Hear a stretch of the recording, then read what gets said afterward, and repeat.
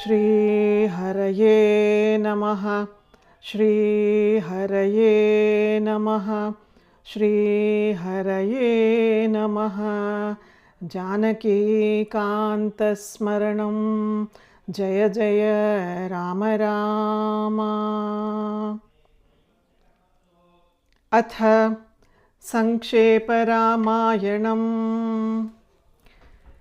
तपस्वाध्यायनिरतं तपस्वी वाग्विदांवरं नारदं परिपप्रच्छ वाल्मीकिर्मुनिपुङ्गवम्।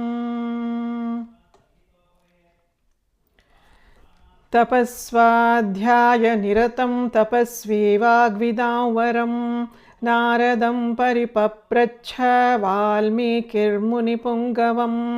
कोऽन्वस्मिन् साम्प्रतल्लोके गुणवान् कश्च वीर्यवान् धर्मज्ञश्च कृतज्ञश्च सत्यवाक्यो दृढव्रतः चारित्रेण च को युक्तः सर्वभूतेषु को हितः विद्वान् कः समर्थश्च कश्चैकप्रियदर्शनः आत्मवान् को जितक्रोधः द्युतिमान् को नसूयकः कस्य बिभ्यति देवाश्च जातरोषस्य संयुगे एतदिच्छाम्यहं श्रोतुं परं कौतूहलं हि मे महर्षे त्वं समर्थोऽसि ज्ञातुमेवं विधन्नरं श्रुत्वा चैतत्त्रिलोकज्ञः वाल्मीकिर्नारदो वचः श्रूयतामिति चामन्त्र्य प्रहृष्टो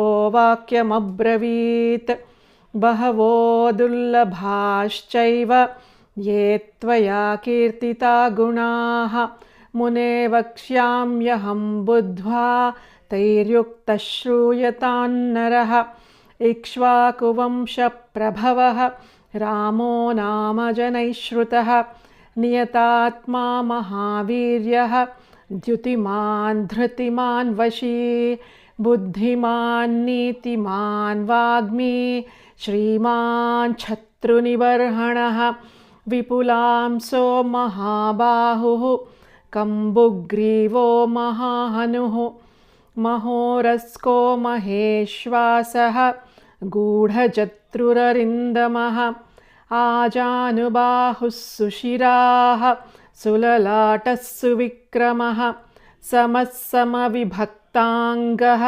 स्निग्धवर्णः प्रतापवान् पीनवक्षा विशालाक्षः लक्ष्मीवाञ्छुभलक्षणः धर्मज्ञः सत्यसन्धश्च प्रजानां च हिते रतः यशस्वी ज्ञानसम्पन्नः शुचिर्वश्यः समाधिमान् प्रजापतिसमः श्रीमान् धाता रिपुनिषूदनः रक्षिता जीवलोकस्य धर्मस्य परिरक्षिता रक्षिता स्वस्य धर्मस्य स्वजनस्य च रक्षिता वेदवेदाङ्गतत्त्वज्ञः धनुर्वेदे च निष्ठितः सर्वशास्त्रार्थतत्त्वज्ञः स्मृतिमान् प्रतिभानवान् सर्वलोकप्रियः साधुः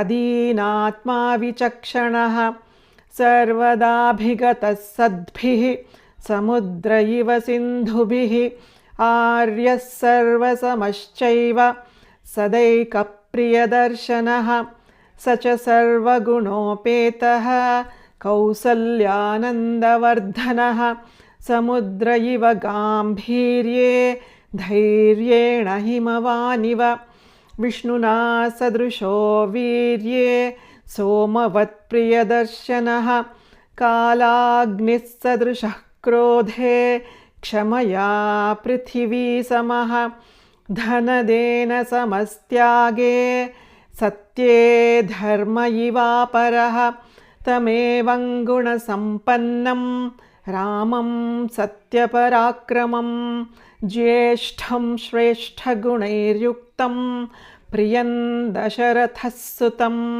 प्रकृतीनां हितैर्युक्तं प्रकृतिप्रियकाम्यया